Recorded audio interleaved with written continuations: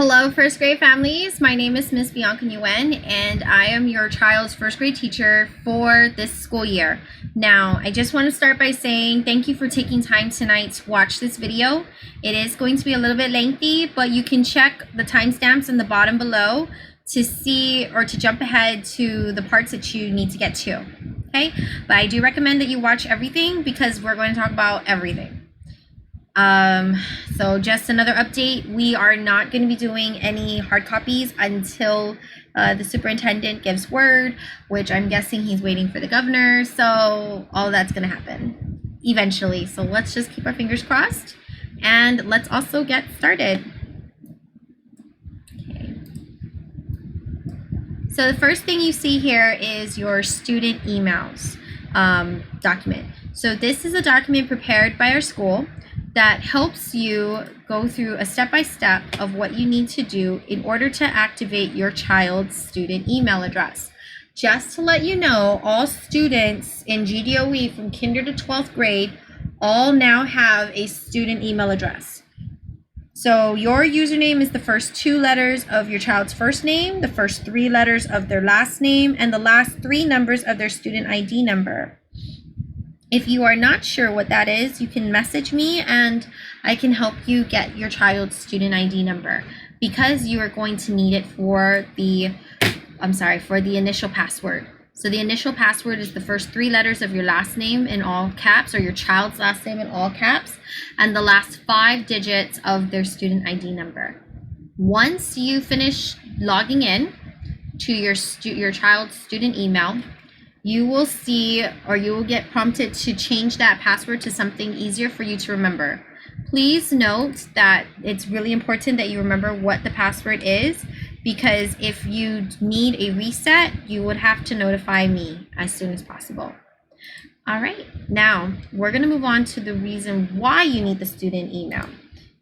You will log into your student email and you'll find an invitation to join Miss Nguyen's Google Classroom. So this Google Classroom has 2 extremely important parts. We have the stream and classwork. I think this is the most important parts because this is where you will get all the information about what's happening or what's new in this Google Classroom, assignments and whatnot, and the classwork is where you can click on it to turn it in. And also to divide up to figure out which ones. I'll explain it when we get to that point. Right now we're at the stream. So the stream works just like a Facebook news feed or an Instagram feed. All you do is you go towards the bottom and that's where all the older assignments or older announcements are. And if you go further up, it's all of the newer assignments or newer announcements. The 2 things I need you to work on this weekend are the Google Classroom tutorial and using Kami with Google Classroom. This one, I'm just going to click it. You're going to go to questions. And in this, you just need to watch this video. Once you're done watching the video, the Parent's Guide to Google Classroom, you will type in your initials. This is for parents. And you just hit this button right here to send. I'm just going to let you know, I don't know why, but when I press enter, it doesn't send. So excuse me, make sure you press on the little airplane here. Now, when you're done with that, with the Google Classroom tutorial, you will head into the Using Kami with Google Classroom. It's the same kind of assignment. It's a 1-minute video that gives an overview of Kami, which is an extension app that we'll talk more of in the next video. So right here, all you have to do is just type in your initials when you're done watching it and press send. That way, it's a sign of acknowledgement that you did see this video and you do understand that we are going to be using Google Classroom and Kami for this class.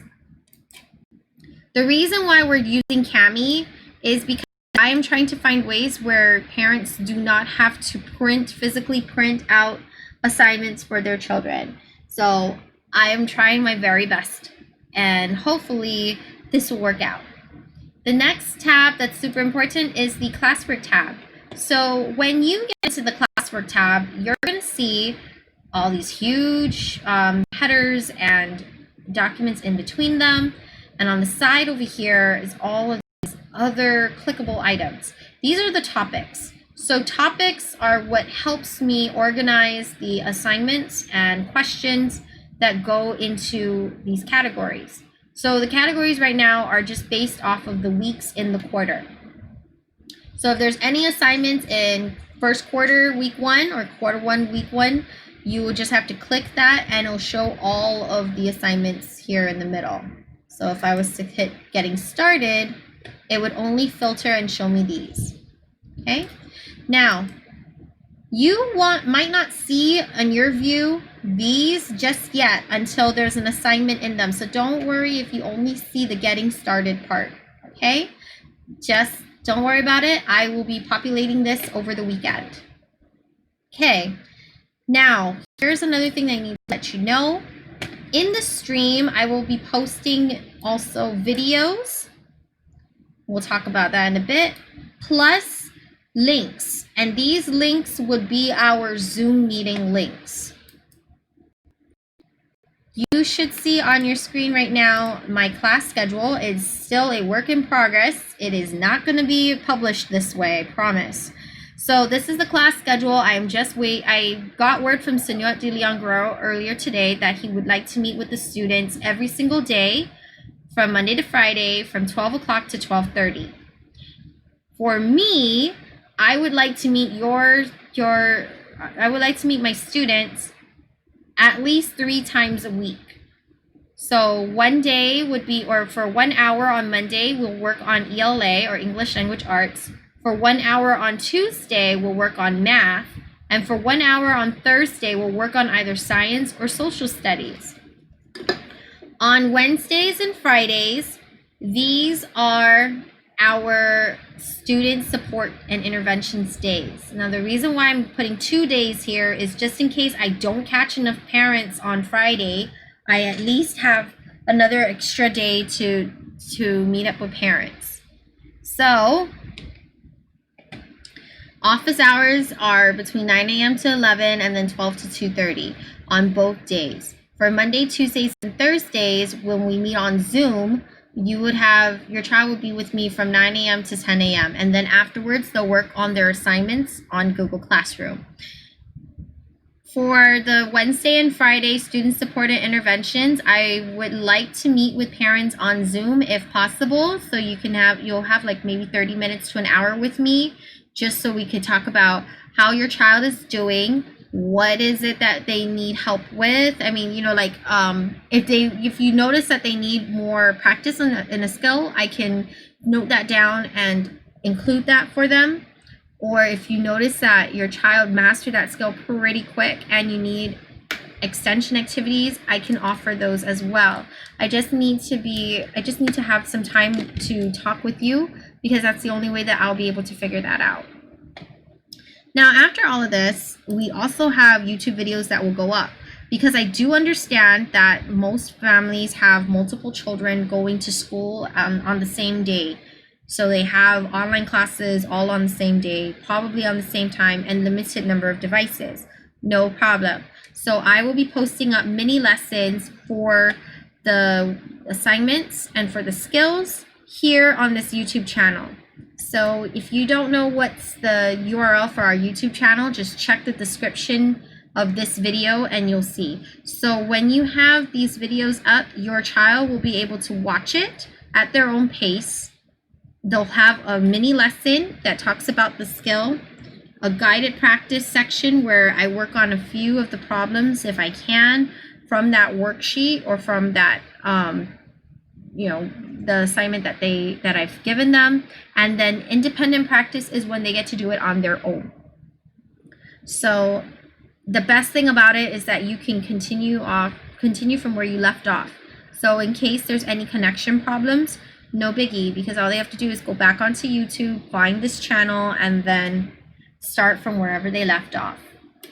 Now, the next thing you're going to see here is our Google website. So I have also put this in the description links, the links in the description box. Just click it and you'll be here.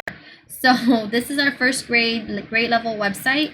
Right up top is going to be very important information or announcements that the entire grade level needs to get out. So please be on the lookout for that. You can go through each of the sections here at your own time. We will have the weekly homework menu also posted in our Google Classroom. Now, the last thing here is resources, and don't worry about these. I will unlock these when I'm done with this video. But down here, we have links to some important sites. You have the JMG official school site, the GDOE official site, RAS Plus, ABC Mouse, and FOSS, or the Full Option Sign System. RAS Plus is a website. It's a learning program or reading program in which our school principal, Mrs. Castro, worked with our partners at Guam Cedars, and they were able to help us procure licenses for each student in our school. So your child's email should have an email from me that not only invites them to the Google Classroom, but it should also give them the login information for RAS Plus. So they'll just click on the kids login right here. We're just going to wait for it to load so you can see how it looks. Make sure you have that information on hand, and you should see beyond when this is my username. They should be able to click in on that, or they can change teacher. Now, you know what your child's username is. Just click on it and then click on the password.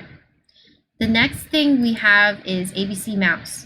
So ABC Mouse is another learning website that Miss V Hill, one of our first grade teachers, she was able to help us guide us to we can get our own license, and so that way all our students would be able to access this for free.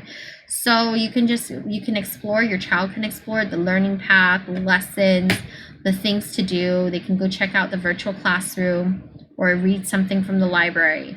This is accessible to all students in our first grade classroom. The last one is FOSS. That's the Full Option Sign System. FOSS is a program that our district has adopted for science. So right here we have a ton of resources for teachers and students to look up on. So I will send you the information for FOSS once I get it, and that way you'll be able to log in, and this is free.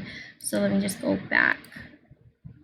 All right, so that's all that I have for you today. I have a whole bunch of things that are absolutely waiting for you and your children to go on and to check out.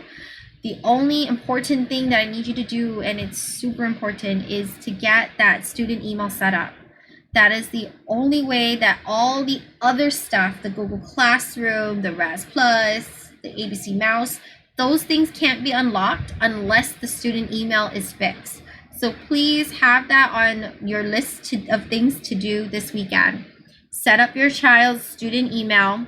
Watch the really quick video on Google Classroom and the super quick video on Kami. Make sure to submit your initials in the comments, and just hold on, because I am still trying to also grab things that were supposed to be for the hard copy and get everything together for this online version. So I thank you very much. I understand.